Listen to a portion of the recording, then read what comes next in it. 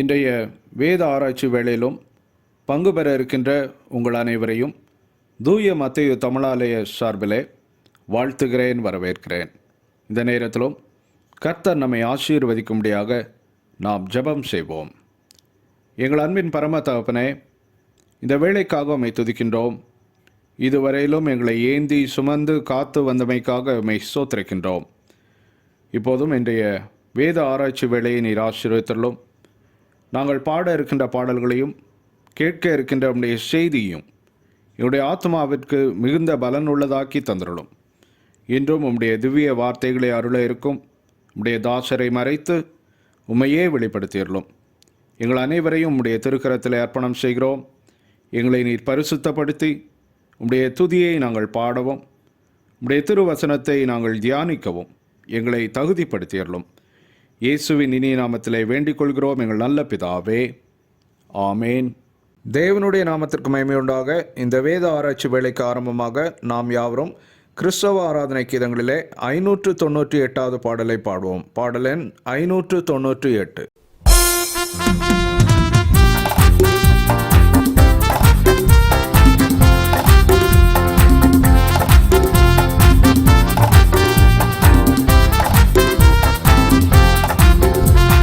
துதி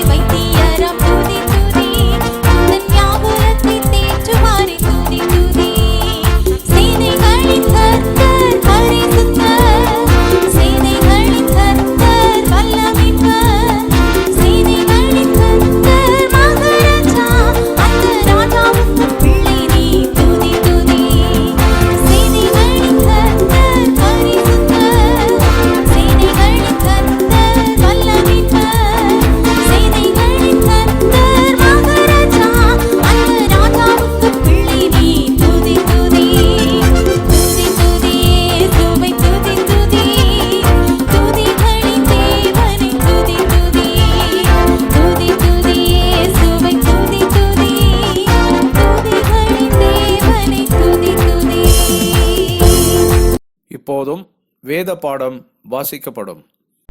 வாசிக்கும்படியாக கொடுக்கப்பட்ட வேத பாடம் அப்போஸ்தலனாகிய பவுல் ரோமபுரியருக்கு எழுதின நிருபம் 14ஆம் அதிகாரம் வசனங்கள் 13 முதல் 18 வரை. இப்படி இருக்க நாம் இனிமேல் ஒருவரையொருவர் குற்றவாளிகள் என்று தீர்க்காதிருப்போமாக. ஒருவனும் தன் சகோதரனுக்கு முன்பாக தடுக்கலையும் இடரலையும் பொடலாகாதென்று தீர்மானித்துக் கொள்ளுங்கள். ஒரு பொருளும் தன்னிலே தீட்டுள்ளதல்லவென்று கர்த்தராகிய இயேசுவுக்குள் அறிந்து நிச்சயித்திருக்கிறேன். ஒரு பொருளை தீட்டுள்ளதென்று எண்ணிக்கொள்ளுகிறவன் எவனோ அவனுக்கு அது தீட்டுள்ளதாயிருக்கும். போஜனத்தினாலே உன் சகோதரனுக்கு விசனம் உண்டாக்கினால் நீ அன்பாய் நடக்கிறவன் அல்ல. அவனை உன் போஜனத்தினாலே கெடுக்காதே. கிறிஸ்து அவனுக்காக மரித்தாரே. உங்கள் நன்மை தூஷிக்கப்பட இடம் கொடாதிருங்கள். தேவனுடைய ராஜ்யம் புசிப்பும் குடிப்பும் அல்ல, அது நீதியும் சமாதானமும் பரிசுத்த ஆவியினால் உண்டாகும் சந்தோஷமுமாயிருக்கிறது. இவைகளிலே கிறிஸ்துவுக்கு ஊழியம் செய்கிறவன் தேவனுக்கு பிரியனும் மனுஷரால் அங்கீகரிக்கப்பட்டவனுமாயிருக்கிறான். ஆமேன். கொடுக்கப்பட்ட வேத பாடம் வாசித்தாயிற்று. அறிவிப்புகள். இன்றைய வேத ஆராய்ச்சி வேளையிலும் பங்கு பெற்று கொண்டிருக்கின்ற உங்கள் அனைவரையும் ஆண்டவராகிய இயேசு கிறிஸ்துவின் இனிய நாமத்திலே வாழ்த்தி வரவேற்கிறேன். இப்போதும் இந்த வேத ஆராய்ச்சி வேளையிலும் நம்ம மத்தியிலே தேவனுடைய செய்தியை பகிர்ந்து கொள்ள இருக்கும் ரெவரண்ட் டாக்டர் ஸ்டான்லி ஜோன்ஸ் அவர்களை ஆலய சார்பிலே வாழ்த்தி வரவேற்கிறேன். அவர்கள் பூனாவில் இயங்கி வரும் யூபிஎஸ்ஸிலே நியூ டெஸ்டமெண்ட் டிபார்ட்மெண்ட்டிலே ப்ரொஃபஸராக இருந்து தேவனுடைய ஊழியங்களை செய்து வருகிறார்கள். திரும்பவும் தேவனுடைய நாமத்திற்கு மகிமை உண்டாக நாம் யாவரும் கிறிஸ்தவ ஆராதனை கீதங்களிலே 50வது பாடலை பாடுவோம். பாடல் எண் 50.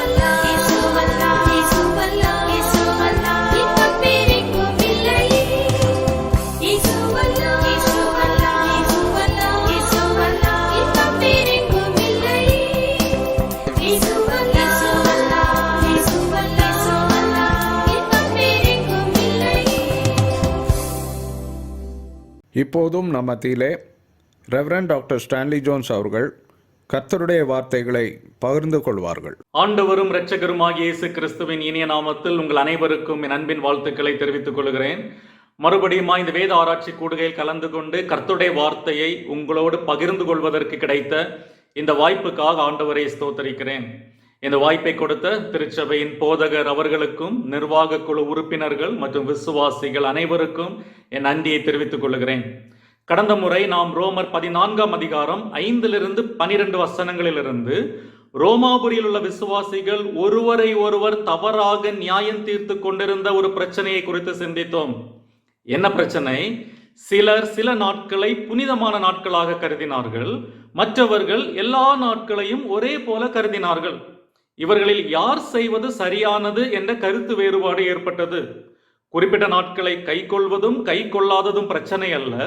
நாம் எதை செய்தாலும், விசேஷித்த நாட்களை கை கொண்டாலும் கை கொள்ளாவிட்டாலும், நாம் செய்யும் எல்லாவற்றிலும் தேவனை மகிமைப்படுத்துவது முக்கியம் என்று கற்றுக்கொண்டோம். இன்று அதன் தொடர்ச்சியான ரோமர் 14ஆம் அதிகாரம் 13-18 வசனங்களை நம்முடைய சிந்தனைக்காக எடுத்துக்கொள்வோம். இந்த வசனங்களில் பவுல் முதல் 12 வசனங்களில் கையாண்ட உணவு மற்றும் நாட்களை விசேஷித்தல் குறித்த பிரச்சனைகளை மறுபடியும் நினைவுபடுத்தி, அன்பு நியாயம் தீர்ப்பதில்லை, அன்பு சக விசுவாசிகளின் ஆவிக்குரிய வளர்ச்சிக்கு தடையாகவோ முட்டுக்கட்டாகவோ இருக்காது என்ற கருத்தை நிலைநிறுத்துகிறார். தேவனுடைய ராஜ்யத்தின் அடிப்படையில் சிந்திக்கும் போது நாம் என்ன சாப்பிட வேண்டும், என்ன சாப்பிடக்கூடாது, எந்த நாட்களை அனுசரிக்க வேண்டும் என்பதெல்லாம் முக்கியம் கிடையாது. காரணம், தேவனுடைய ராஜ்யம் புசிப்பும் குடிப்பும் அல்ல, அது நீதியும் சமாதானமும் பரிசுத்தாவினால் உண்டாகும் சந்தோஷமுமாயிருக்கிறது. எனவே தேவனுடைய ராஜ்யத்தின் பிள்ளைகளாகிய நாம் நீதியை குறித்தும் சமாதானத்தை குறித்தும் பரிசுத்தாவினால் உண்டாகும் சந்தோஷத்தை குறித்தும் கரிசனை உள்ளவர்களாக இருக்க வேண்டுமே ஒழிய முக்கியத்துவம் இல்லாத விஷயங்களை குறித்து வாக்குவாதம் பண்ண வேண்டிய அவசியம் இல்லை என்பதை போதிப்பதே இந்த வசனங்களில் பவுலின் நோக்கமாயிருக்கிறது. இதை விளக்க பவுல் பயன்படுத்தும் 4 பாடங்களை தொடர்ந்து பார்ப்போம். 1, நாம் கற்றுக்கொள்ளும் முதல் பாடம், அன்பு மற்றவர்களின் ஆவிக்குரிய வளர்ச்சிக்கு தடையாகவோ இடரலாகவோ இருக்காது. அன்பு மற்றவர்களின் ஆவிக்குரிய வளர்ச்சிக்கு தடையாகவோ இடரலாகவோ இருக்காது. Love does not put obstacles or stumbling blocks in a believer's way. 13ஆம் வசனம், 13ஆம் வசனத்தை நான் உங்களுக்கு வாசிக்கிறேன். இப்படி இருக்க நாம் இனிமேல் ஒருவரை ஒருவர் குற்றவாளிகள் என்று தீர்க்காதிருப்போமாக. ஒருவனும் தன் சகோதரனுக்கு முன்பாக தடுக்கலையும் இடரலையும் போடலாகாதென்றே தீர்மானித்துக் கொள்ளுங்கள். 13ஆம் வசனம் இப்படி இருக்க என்று தொடங்குகிறது. அப்படியானால் இந்த வசனம் இதற்கு முந்தைய வசனத்தோடு தொடர்புள்ளது என்று அர்த்தம். இதற்கு முந்தைய வசனம், அதாவது 12ஆம் வசனம், நம்மில் ஒவ்வொருவனும் தன்னை குறித்து தேவனுக்கு கணக்கு ஒப்புவிப்பான் என்று சொல்லுகிறது. நாம் ஒவ்வொருவரும் நம்மை குறித்து தேவனுக்கு கணக்கு ஒப்புவிப்போம், மற்றவர்களை குறித்து அல்ல. எனவே இப்படி இருக்க நாம் ஒருவரை ஒருவர் குற்றவாளிகள் என்று தீர்க்காதிருப்போம். இந்த வசனத்தில், அதாவது நாம் இனிமேல் ஒருவரை ஒருவர் குற்றவாளிகள் என்று தீர்க்காதிருப்போமாக, ஒருவனும் தன் சகோதரனுக்கு முன்பாக தடுக்கலையும் இடரலையும் போடலாகாதென்றே தீர்மானித்துக் கொள்ளுங்கள் என்ற வசனத்தில் தீர்க்காதிருப்போமாக என்ற வார்த்தையும் தீர்மானித்துக் கொள்ளுங்கள் என்ற வார்த்தையும் கிரேக்க மொழியில் ஒரே மூல வார்த்தையின் மொழிபெயர்ப்பு. அதாவது தீர்க்காதிருப்போமாக மற்றும் தீர்மானித்துக் கொள்ளுங்கள் என்ற 2 வார்த்தைகளும் கிரேக்க மொழியில் கிரினோ, அதாவது நியாய தீர்ப்பு என்ற வார்த்தையிலிருந்து வருகிறது. அதாவது நாம் மற்றவர்களை நியாயம் தீர்ப்பதை நிறுத்திவிட்டு நம்மை நாமே நியாயம் தீர்க்க வேண்டும் என்பது இந்த வசனத்தினுடைய அர்த்தம். இதை இயேசு தன் மலை பிரசங்கத்தில் சொல்லும் போது மத்தேயு 7ஆம் அதிகாரம் முதல் 5 வசனங்களில் என்ன சொல்லுகிறார்? நீங்கள் குற்றவாளிகள் என்று தீர்க்கப்படாதபடிக்கு மற்றவர்களை குற்றவாளிகள் என்று தீர்க்காதிருங்கள். ஏனெனில் நீங்கள் மற்றவர்களை தீர்க்கிற தீர்ப்பின்படியே நீங்களும் தீர்க்கப்படுவீர்கள். நீங்கள் மற்றவர்களுக்கு அளக்கிற அளவின்படியே உங்களுக்கும் அளக்கப்படும். நீ உன் கண்ணில் இருக்கிற உத்திரத்தை உணராமல் உன் சகோதரன் கண்ணில் இருக்கிற துரும்பை பார்க்கிறது என்ன? இதோ உன் கண்ணில் உத்திரம் இருக்கையில் உன் சகோதரனை நோக்கி, நான் உன் கண்ணில் இருக்கும் துரும்பை எடுத்து போடட்டும் என்று நீ சொல்வதெப்படி? மாயக்காரனே, முன்பு உன் கண்ணில் இருக்கிற உத்திரத்தை எடுத்து போடு, பின்பு உன் சகோதரன் கண்ணில் இருக்கிற துரும்பை எடுத்து போட வகை பார்ப்பாய் என்று சொல்லுகிறார். எனவே மற்றவர்களை நியாயம் தீர்ப்பதை நிறுத்திவிட்டு நம்மை நியாயம் தீர்க்க வேண்டும் என்பதுதான் பவுல் இங்கு வைக்கும் முதல் வாதம். நாம் என்ன முடிவெடுக்க வேண்டுமா? நம்முடைய நியாய தீர்ப்பின் மூலமாக நம் சகோதரனுக்கு முன்பாக தடுக்கலையும் இடரலையும் போட மாட்டோம் என்று தீர்மானித்துக் கொள்ள வேண்டுமாம். இங்கு தடுக்கல் என்பது ஒருவர் இடறி விழ வேண்டும் என்ற நோக்கத்தில் ஒரு பொருளை அவருடைய கால்களுக்கு முன்பாக போடுவது. இது கிரேக்க மொழியில் ஸ்கேண்டலான் என்ற மூல வார்த்தையிலிருந்து வருகிறது. இதிலிருந்து தான் ஸ்கேண்டல், ஸ்கேண்டலஸ் என்ற வார்த்தைகள் நமக்கு கிடைக்கிறது. முதல் நூற்றாண்டில் ஸ்கேண்டலான் என்ற வார்த்தை ஒரு மிருகத்தை பிடிக்க பயன்படுத்தப்பட்ட பொறியை குறிக்கிற வார்த்தையாக இருந்தது. பெரும்பாலான ஆங்கில மொழிபெயர்ப்புகள் இதை அப்டக்கிள், ஸ்டம்பிளிங் பிளாக் என்று மொழிபெயர்த்திருந்தாலும் சில மொழிபெயர்ப்புகள் பயன்படுத்துகிற ஸ்னேர் அல்லது டெத் ட்ராப் என்பதுதான் இந்த வார்த்தையின் சரியான அர்த்தமாக இருக்க முடியும். புதிய ஏற்பாட்டில் இந்த வார்த்தை உருவக நடையில் மற்றவர்களுக்கு இடையூறாக இருப்பது அல்லது மற்றவர்கள் விழுந்து போக காரணமாயிருப்பது என்பதை குறிக்கிறது. ஒரு விசுவாசி விசுவாசத்தில் இடறுவதற்கோ விழுந்து போவதற்கோ காரணமாகும் எதையும் நாம் செய்யக்கூடாது. We should decide never to do anything that would make others lose their faith. நமக்கு எந்த உணவையும் உண்வதற்கு சுதந்திரம் உண்டு, நமக்கு எந்த நாட்களையும் அனுசரிக்கிறதற்கு சுதந்திரம் உண்டு. ஆனால் அந்த சுதந்திரம் இன்னொரு விசுவாசி அல்லது இன்னொரு நபர் விசுவாசத்தில் இடறுவதற்கு காரணமாக இருக்கும் என்றால் நாம் அந்த சுதந்திரத்தை பயன்படுத்தாமல் இருப்பது சிறந்தது. எனவே நம்முடைய கிறிஸ்தவ வாழ்க்கையில் நாம் எந்த செயலை செய்வதற்கு முன்பும் நாம் கேட்க வேண்டிய கேள்வி, நான் செய்கிற விஷயம் அல்லது என் வாழ்க்கை யாராவது விசுவாசத்தில் தவறி விழ காரணமாக இருக்குமா? அப்படி விழுவதற்கு காரணமாக இருக்கும் என்றால் அதை நாம் செய்யாமல் இருப்பது நல்லது. உலகத்தார் தங்கள் உரிமைகளை பற்றி கவலைப்படும் போது விசுவாசிகளான நாம் நம்முடைய பொறுப்புகளை பற்றி கவலைப்பட வேண்டும். நம்முடைய பேச்சு, நம்முடைய சிந்தை, நம்முடைய நடத்தை எல்லாம் நமக்கும் பிறருக்கும் பக்தி விருத்திக்கு ஏதுவானதாக இருக்க வேண்டும். யாருக்கும் இடரல் உண்டாக்க கூடாது. நாம் இனிமேல் ஒருவரை ஒருவர் குற்றவாளிகள் என்று தீர்க்காதிருப்போமாக என்று பவுல் சொல்லும் போது மற்றவர்களின் தவறுகளை கண்டிக்கிற நம்முடைய தார்மீக பொறுப்பை தட்டி கழிக்க வேண்டும் என்ற அர்த்தத்தில் பவுல் இதை சொல்லவில்லை. காரணம், பவுல் இதே நிருபம் அடுத்த அதிகாரம் ரோமர் 15ஆம் அதிகாரம் 14ஆம் வசனத்தில் சொல்லும்போது, என் சகோதரரே, நீங்கள் நற்குணத்தினால் நிறைந்தவர்களும் சகல அறிவினாலும் நிரப்பப்பட்டவர்களும் ஒருவருக்கொருவர் புத்தி சொல்ல வல்லவர்களுமாயிருக்கிறீர்கள் என்று நானும் உங்களை குறித்து நிச்சயித்திருக்கிறேன் என்று கூறுகிறார். அதே போல தீமோத்தேயுக்கு எழுதும் போது 2 தீமோத்தேயு 4ஆம் அதிகாரம் 2ஆம் வசனத்தில், சமயம் வாய்த்தாலும் வாய்க்காவிட்டாலும் ஜாக்கிரதையாய் திருவசனத்தை பிரசங்கம் பண்ணு, எல்லா நீடிய சாந்தத்தோடும் உபதேசத்தோடும் கண்டனம் பண்ணி கடிந்து கொண்டு புத்தி சொல்லு. கண்டனம் பண்ணி கடிந்து கொண்டு புத்தி சொல்லு என்று கூறுகிறார். கடிந்து கொள், புத்தி சொல், கண்டனம் பண்ணு, இதுவும் பவுலின் போதனை தான். இங்கு நாம் கவனிக்க வேண்டிய விஷயம், எதை கடிந்து கொள்ள வேண்டும், எதை கடிந்து கொள்ளக்கூடாது என்ற பகுத்தறிவு நமக்கு அவசியம். ரட்சிப்புக்கு நேரடி தொடர்புள்ள விசுவாசம் தொடர்பான விஷயங்களிலும் வேதத்தில் தெளிவாக சொல்லப்பட்டுள்ள ஒழுக்கம் சார்ந்த விஷயங்களிலும் நாம் மற்றவர்களை கண்டிக்க வேண்டியது அவசியம், புத்தி சொல்ல வேண்டியது அவசியம். பவுலும் அதை செய்திருக்கிறார். நாமும் அப்படி செய்ய வேண்டும் என்று ஆண்டவர் எதிர்பார்க்கிறார். எனவே ரட்சிப்புக்கு அத்தியாவசியமான கோட்பாட்டு சத்தியங்களில் பிழை ஏற்படும் போது மற்றவர்களை கண்டிக்காமல் இருப்பது தவறு. அதே போல வேதம் பாவம் என்று கண்டிக்கிற திட்டமான விஷயங்களில் மற்றவர்களை நாம் கண்டிக்க வேண்டியது அவசியம். ஆனால் ரட்சிப்புக்கு நேரடி தொடர்பில்லாத நடைமுறை ஒழுக்கங்களிலும் வேதம் திட்டமாக பாவம் என்று சொல்லாத தனிப்பட்ட நடைமுறை விஷயங்களிலும் மற்ற விசுவாசிகளை நாம் நியாயம் தீர்க்கக்கூடாது. இரண்டாவதாக, ஒரு பலவீனமான சகோதரனின் மனசாட்சி மீறுவதற்கு அன்பு காரணமாகாது. ஒரு பலவீனமான சகோதரனின் மனசாட்சியை மீறுவதற்கு அன்பு காரணமாகாது. Love does not cause a weaker brother to violate his conscience. 14ஆம் வசனம். 14ஆம் வசனத்தை நான் உங்களுக்கு வாசிக்கிறேன். ஒரு பொருளும் தன்னிலே தீட்டுள்ளதல்லவென்று கர்த்தராகிய இயேசுவுக்குள் அறிந்து நிச்சயித்திருக்கிறேன்.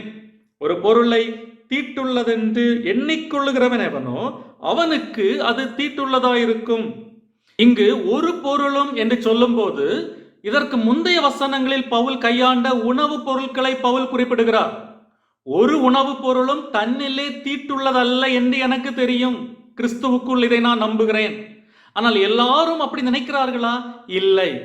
சிலர் சில உணவு வகைகள் தீட்டுள்ளது என்று கருதுகிறார்கள். இதற்கு பல காரணங்கள் இருக்கலாம்.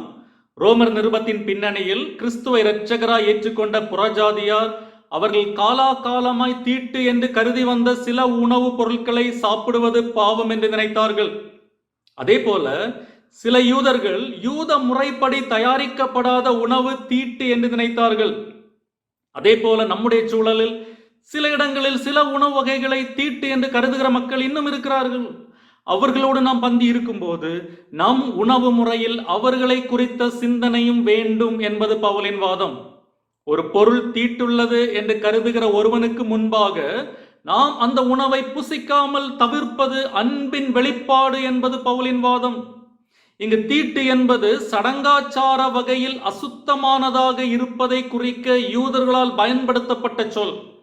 யூத மத பாரம்பரியத்தின்படி தீட்டு அல்லது அசுத்தம் என்பது பொருட்களோடு தொடர்பு படுத்தப்பட்டது. அவர்களுக்கு ஒரு குறிப்பிட்ட நாள் புனிதமானது, இன்னொரு நாள் புனிதம் இல்லாதது. அதே போல ஒரு குறிப்பிட்ட உணவு சுத்தமானது, மற்றொரு உணவு அசுத்தமானது. ஒரு குறிப்பிட்ட இடம் புனிதமானது, இன்னொரு இடம் அசுத்தமானது என்று அசுத்தம் பொருட்களோடு தொடர்பு படுத்தப்பட்டது. ஆனால் ஒரு மனிதனை தீட்டுப்படுத்துவதும் தூய்மைப்படுத்துவதும் பொருள் அல்ல, அவனுடைய செயல் என்று இயேசு போதித்தார். மார்க்கு 7ஆம் அதிகாரம் 15ஆம் வசனத்தில் இயேசு சொல்லும் போது, மனுஷனுக்கு புறம்பே இருந்து அவனுக்குள்ளே போகிறது ஒன்றும் அவனை தீட்டுப்படுத்த மாட்டாது, அவன் உள்ளத்திலிருந்து புறப்படுகிறவைகளே அவனை தீட்டுப்படுத்தும் என்கிறார். எனவே அடிப்படையில் எந்த உணவும் நம்மை தீட்டுப்படுத்த மாட்டாது என்று இயேசுவும் போதித்தார்.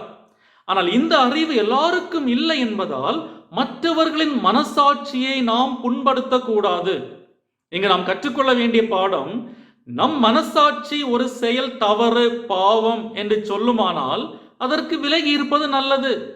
ஏற்கனவே ரோமர் 2ஆம் அதிகாரம் 14-15 வசனங்களில் ஒருவர் தன் மனசாட்சி மீறாதிருப்பது எவ்வளவு முக்கியமானது என்பதை பவுல் குறிப்பிட்டிருந்தார். இதை நாம் ஏற்கனவே கற்றிருக்கிறோம். அங்கு ரோமர் 2ஆம் அதிகாரத்தில் கையாளப்பட்ட பிரச்சனை, நியாயப்பிரமாணம் யூதர்களுக்கு மட்டுமே கொடுக்கப்பட்டது, அது புறஜாதியாருக்கு கொடுக்கப்படவில்லை. அப்படியானால் எதன் அடிப்படையில் புறஜாதியாரை ஆண்டவர் நியாயம் தீர்ப்பார் என்ற கேள்வி ரோமாபுரி விசுவாசிகளால் எழுப்பப்பட்டது. யூதர்களை நியாயம் தீர்க்க நியாயப்பிரமாணம் இருந்தது. நியாயப்பிரமாணத்தை மீறினால் அது பாவம். ஆனால் எதன் அடிப்படையில் புறஜாதியார் நியாயம் தீர்க்கப்படுவார்கள்? அவர்களுக்கு கொடுக்கப்படாத நியாயப்பிரமாணத்தின் அடிப்படையில் அவர்களை தேவன் நியாயம் தீர்த்தால் தேவன் அநீதி உள்ளவராகிவிட மாட்டாரா என்ற கேள்வி கேட்கப்பட்டது. இதற்கு பதில் சொல்லும் போது பவுல், புறஜாதியார் அவர்களுக்கு அருளப்படாத மோசே நியாயப்பிரமாணத்தின் அடிப்படையில் அல்ல, மாறாக அவர்களின் இருதயங்களில் எழுதப்பட்ட மனசாட்சியின் சட்டத்தின் அடிப்படையில் நியாயம் தீர்க்கப்படுவார்கள் என்று பவுல் ஏற்கனவே நியாய தீர்ப்பில் மனசாட்சியின் முக்கியத்துவத்தை குறித்து 2ஆம் அதிகாரத்திலே எச்சரித்து விட்டார். எனவே நியாயப்பிரமாணத்தை மீறாமல் இருப்பது மட்டுமல்ல, நம்முடைய மனசாட்சியை மீறாமல் இருப்பதும் அவசியம். மனசாட்சிக்கு விரோதமாக நாம் செய்யும் காரியங்கள் கூட பாவமாக கருதப்படலாம். காரணம், நம்முடைய மனசாட்சியில் நம்மோடு இடைபடுகிறவர் ஆண்டவர். பரிசுத்தாவியானவர் நம்முடைய மனசாட்சியில் இடைபடும் போது அதற்கு விரோதமாக நாம் செயல்படக்கூடாது. இது எல்லா கிறிஸ்தவர்களுக்கும் பொதுவான ஒரு செய்தியாக இருந்தாலும் 14ஆம் வசனம் குறிப்பாக பலமான சகோதரர்களுக்கு, அதாவது விசுவாசத்தில் முதிர்ச்சி அடைந்த விசுவாசிகளுக்கு கொடுக்கப்பட்ட செய்தி. ஒரு அனுபவம் உள்ள முதிர்ச்சி அடைந்த விசுவாசி விசுவாசத்தில் ஆரம்ப நிலையில் இருக்கிற புதிய விசுவாசிகள் மேல் அன்புள்ளவராக இருக்க வேண்டும். அவருடைய மனசாட்சி பாதிக்கும் அளவுக்கு நாம் நடந்துவிடக்கூடாது. மூன்றாவதாக, அன்பு விசனம் உண்டாக்காது. அன்பு விசனம் உண்டாக்காது. கிறிஸ்துவுக்குள் இருக்கும் சகோதர சகோதரிகளுக்கு மன வருத்தம் ஏற்பட அன்பு காரணமாகாது.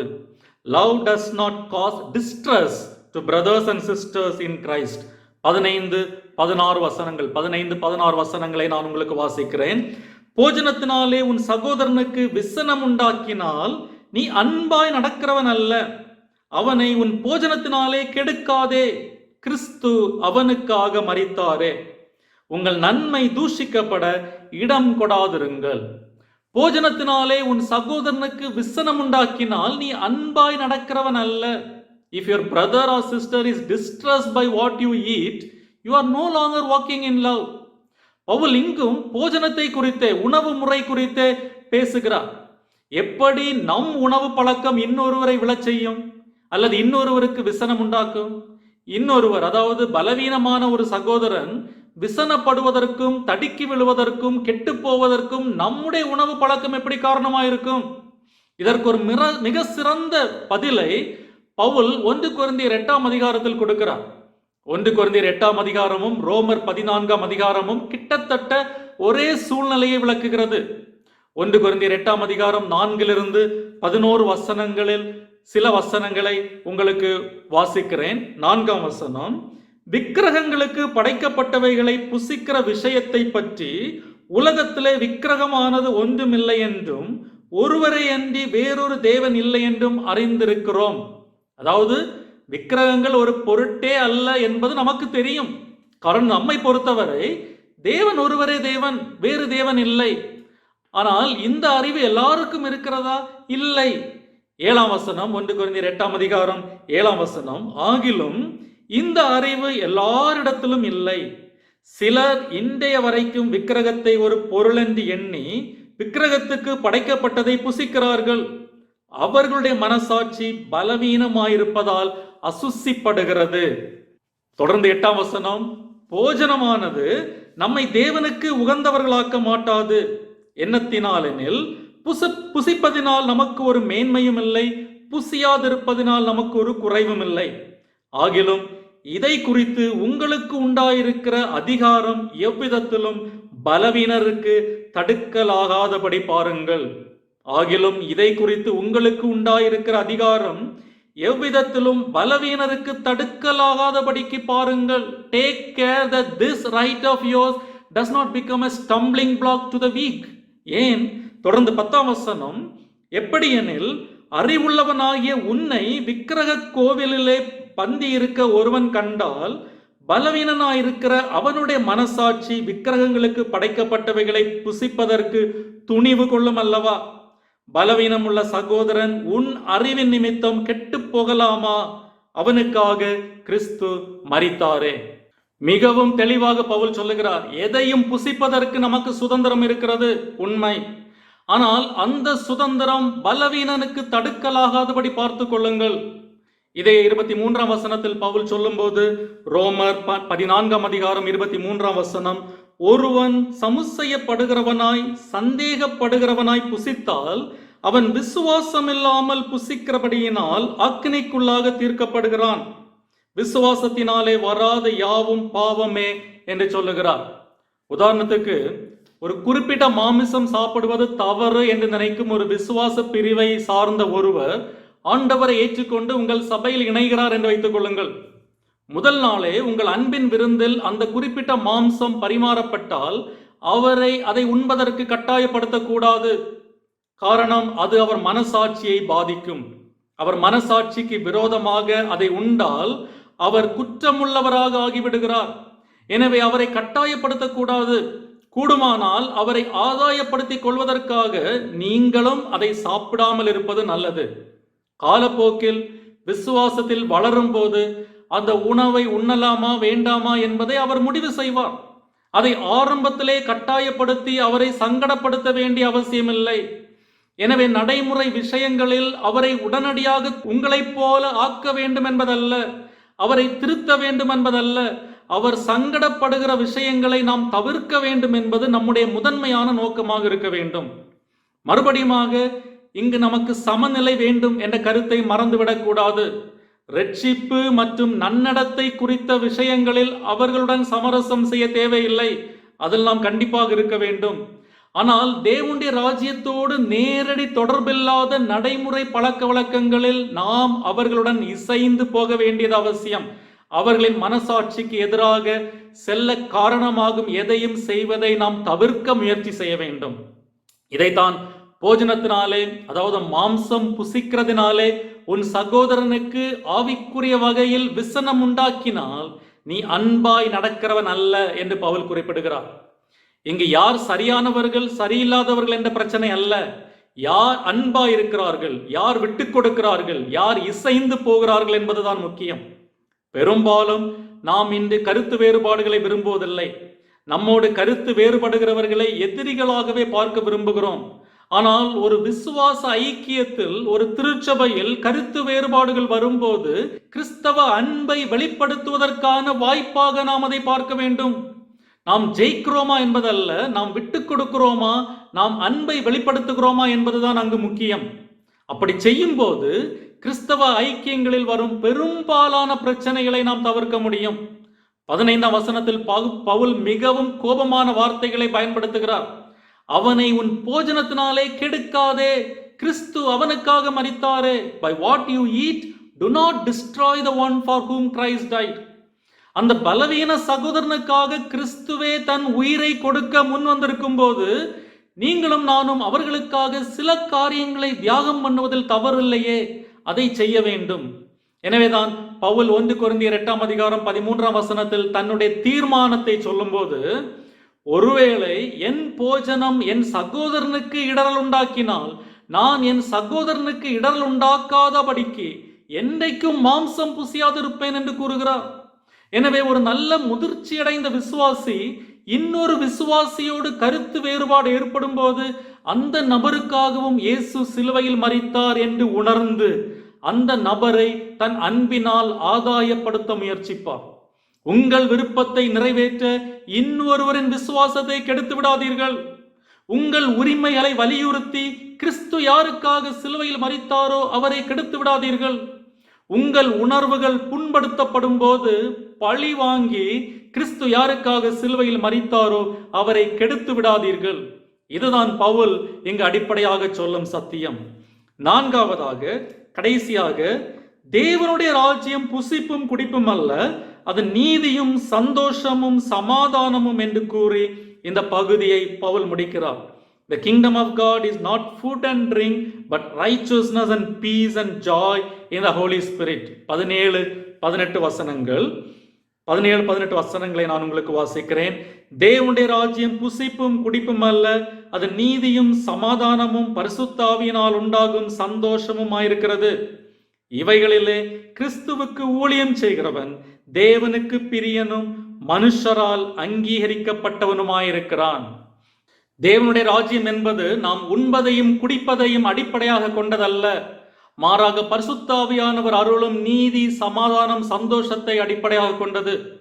தேவனுடைய ராஜ்யம் என்று பவுல் இங்கு குறிப்பிடுவது பொதுவாக கடவுளின் ஆட்சி அதிகாரத்திற்குள் இருக்கும் விசுவாசிகளின் ஐக்கியத்தை குறிக்கிறது. அந்த விதத்தில் இங்கு ராஜ்யம் என்பது தேவனுடைய சபையையும் குறிக்கிறது. காரணம், ராஜ்யம் என்ற வார்த்தையை பவுல் மிக அரிதாகவே பயன்படுத்துகிறார். ரோமருக்கு எழுதிய நிருபத்தில் இந்த ஒரு இடத்தில் மட்டும்தான் இந்த வார்த்தையை பவுல் பயன்படுத்துகிறார். அது மட்டுமல்ல, சபை மற்றும் ராஜ்யம் என்ற வார்த்தைகள் மத்தேயு 16ஆம் அதிகாரம் 18-19 வசனங்களில் ஒன்றுக்கு பதில் ஒன்றாக பயன்படுத்தப்பட்டுள்ளது. தேவனுடைய ராஜ்யத்தை அல்லது சபையை தேவன் எதற்கு நிறுவினார் என்று யோசித்து பாருங்கள். எதை சாப்பிட வேண்டும், எதை சாப்பிடக்கூடாது என்று விவாதிப்பதற்காகவா? இல்லை. எந்த நாட்கள் புனிதமானது, எந்த நாட்கள் சாதாரணமானது என்று முடிவெடுப்பதற்காகவா? இல்லை. நம்முடைய பழக்க வழக்கங்களை மற்றவர்கள் மேல் திணிப்பதற்காகவா? இல்லை. தேவன் சபையை அதற்காக உருவாக்கவில்லை. நீதியையும் சந்தோஷத்தையும் சமாதானத்தையும் கட்டியமைப்பதற்காகவே தேவன் தன் சபையை நிறுவினார். இந்த பிரச்சனையே அதுதான். இன்றைக்கு திருச்சபை ஆவிக்குரிய அடிப்படை பண்புகளான அன்பு, ஐக்கியம், பகிர்வு, ஒற்றுமை, அரவணைப்பு, நீதி, சமாதானம் என்பவைகளை ஓரம் கட்டிவிட்டு பணத்துக்கும் மெகா கட்டமைப்புகளுக்கும் வெளி வேஷத்துக்கும் ஆடம்பர சமய சடங்குகளுக்கும் முக்கியத்துவம் கொடுக்க ஆரம்பித்ததோ அன்றே சபை தேவனுடைய ராஜ்யமாக செயல்படும் தகுதியை இழந்துவிட்டது.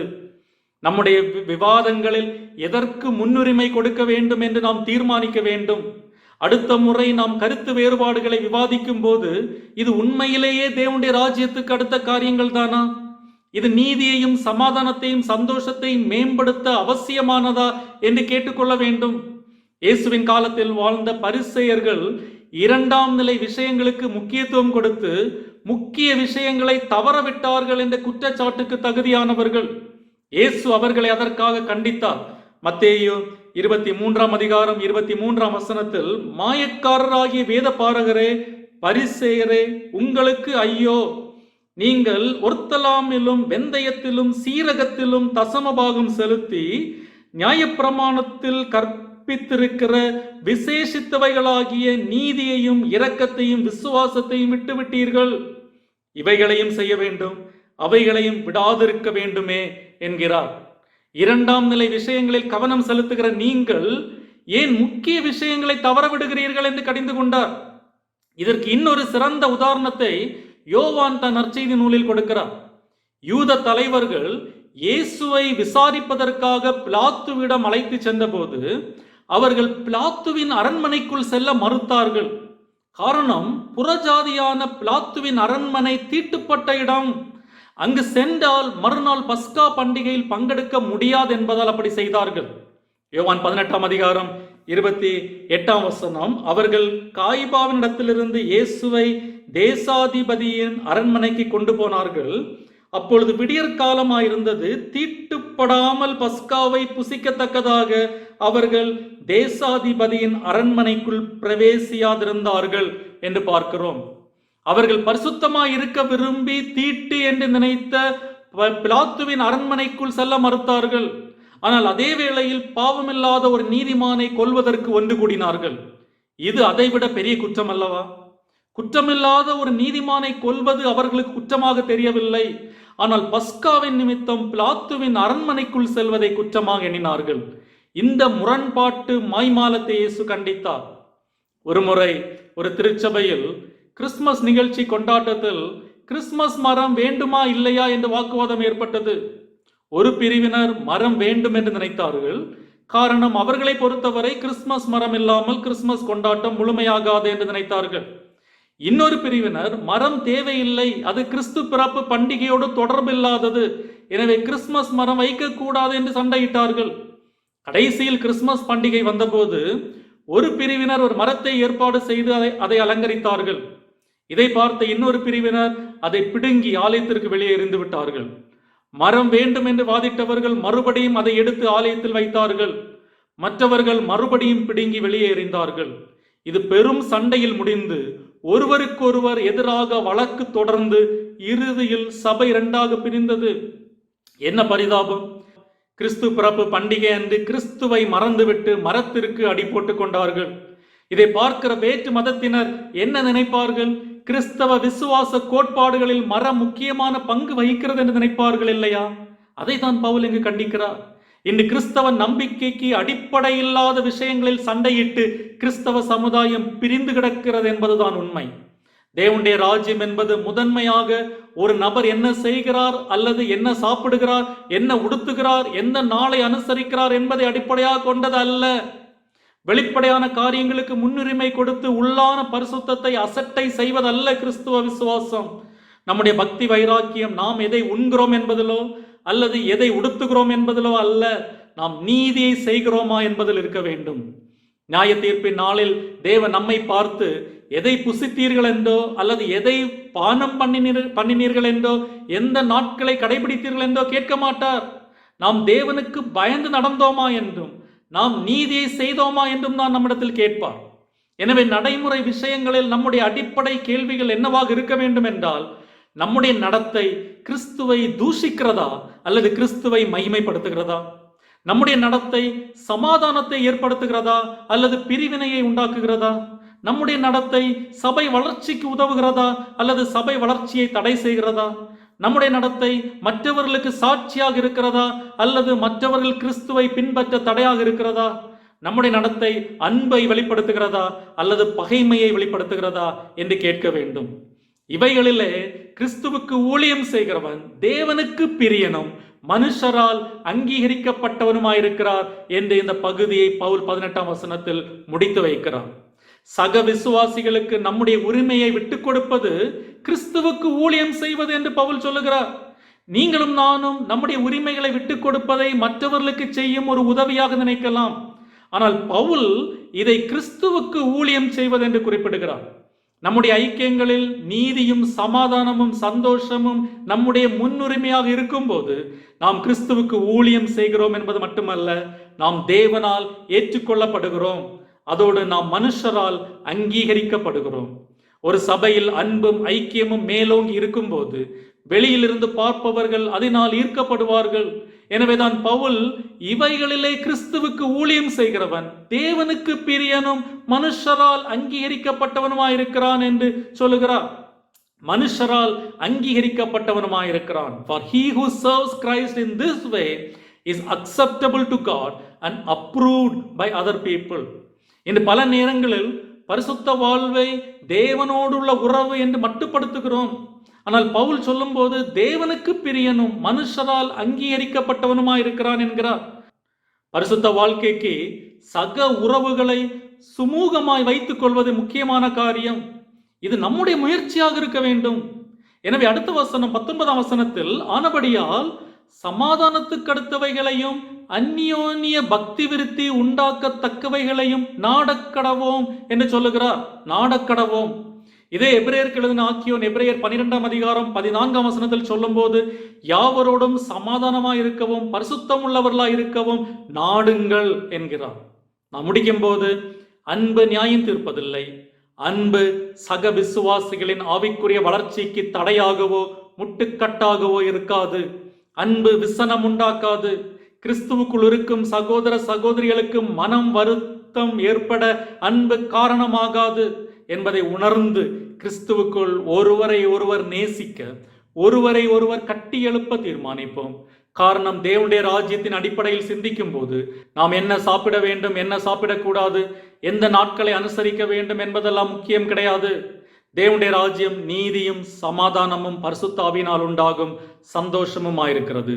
எனவே தேவனுடைய ராஜ்யத்தின் பிள்ளைகளாகிய நாம் நீதியை குறித்தும் சமாதானத்தை குறித்தும் பரிசுத்த ஆவியினால் உண்டாகும் சந்தோஷத்தை குறித்தும் கரிசனை உள்ளவர்களாக இருக்க வேண்டுமே ஒழிய முக்கியத்துவம் இல்லாத விஷயங்களை குறித்து வாக்குவாதம் பண்ண வேண்டிய அவசியமில்லை என்பதை உணர்ந்து பொறுப்புள்ள விசுவாசிகளாய் வாழ தீர்மானிப்போம்.